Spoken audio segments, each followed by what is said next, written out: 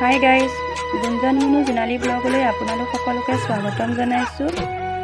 আজি মই আপোনালোকৰ মাজলৈ অন্য এটি ভিডিঅ' লৈ আহিছোঁ। ভিডিঅ'টো ফাৰ্ষ্টৰ পৰা শেষলৈকে চাবচোন।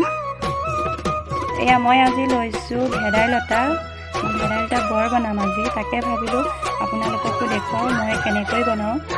হয়তো বেলেগে বেলেগ বেলেগ ষ্টাইলত বনায় আৰু মই যেনেকৈ বনাওঁ সাধাৰণভাৱে তেনেকৈয়ে আপোনালোকক দেখুৱাবলৈ লৈছোঁ।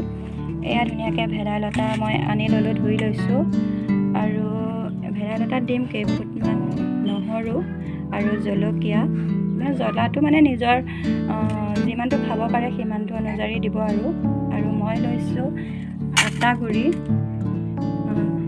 ভেদাইলতা বৰটো পিঠাগুড়িৰ লগতো বনাব পাৰি। আমাৰ ঘৰত যিহেতু পিঠাগুড়ি নাই, মই আটা গুড়িকে লৈ লৈছোঁ অকণমান। এয়া মই ধুনীয়াকৈ ভেদাইলতাখিনি প্ৰেছ কৰি ল'ম।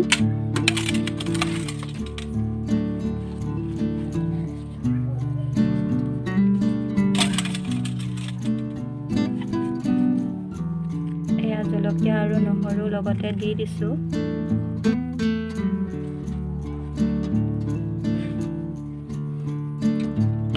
তাৰপিছত আপোনালোকে বস্তুখিনি চাই নিমখটো দিব আৰু যিমান জোখত দিয়ে, যোনে যেনেকৈ খায় সিমানটো জোখত নিমখ অকণমান দি ল'ব আৰু ধুনীয়াকৈ পেষ্ট কৰি ল'ব। এয়া ফাইনেলি মোৰ পেষ্ট কৰা হৈ গ'ল।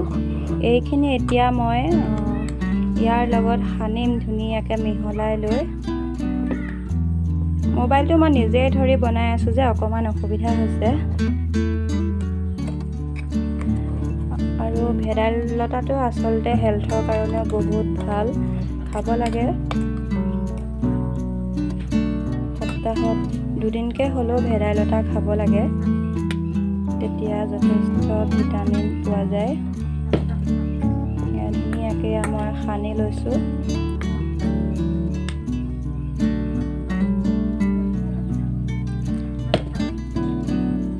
মই ধুনীয়াকৈ সানি মেলি বনাম। কোনে কোনে এনেকৈ বনাই কমেণ্ট কৰি জনাবচোন। মই একেবাৰে সাধাৰণ ঘৰুৱা হিচাপে বনাইছোঁ আৰু বেলেগ একো নাজানো। আপুনি কেনেকৈ কোন জেগাত কেনেকৈ বনাই মোক ক'বচোন, কমেণ্ট কৰি জনাব। আমাৰ ইয়াত আমি এনেকৈয়ে খাওঁ,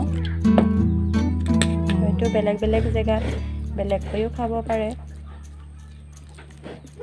এয়া চাওক, মই বনাবলৈ লৈছোঁ। মই ইয়াতে অকণমান মিঠাতেল দি লৈছোঁ, কেৰাহীখন গৰম কৰি লৈছোঁ আৰু মই জুইটো মিডিয়ামত ৰখাই লৈছোঁ, ল' ফ্লেমত ৰখাই লৈছোঁ।